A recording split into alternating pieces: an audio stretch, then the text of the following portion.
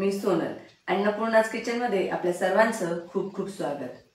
आज आपण बनवणार आहोत लाल भोपळ्याची भाजी। हा लाल भोपळा काही ठिकाणी याला काशीफळ म्हणतात किंवा डांगर सुद्धा म्हणतात। हा लाल भोपळा शरीरासाठी अत्यंत उपयुक्त आहे। यामध्ये फायबर भरपूर आहे, व्हिटॅमिन ए, सी आणि ई व्हिटॅमिन यामध्ये भरपूर प्रमाणात आहे। हृदयासाठी देखील हा भोपळा खूप फायद्याचा आहे।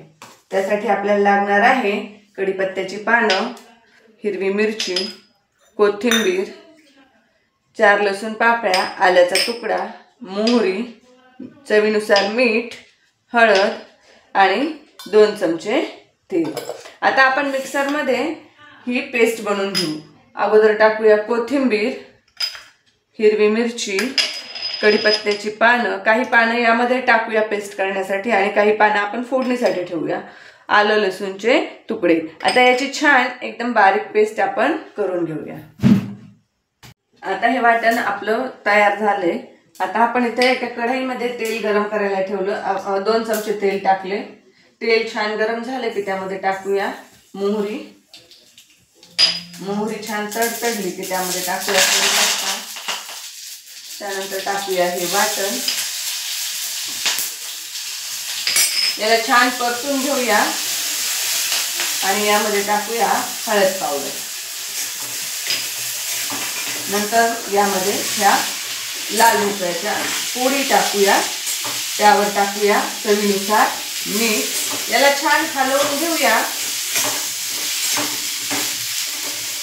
अशा पद्धतीने ही भाजी बघा अशी हलवून छान घ्यायची आहे। सगळीकडून ही पेस्ट आपली लागल्या गेली पाहिजे आणि याच्यावर झाकण ठेवून आपण एक छान वाफ काढूया।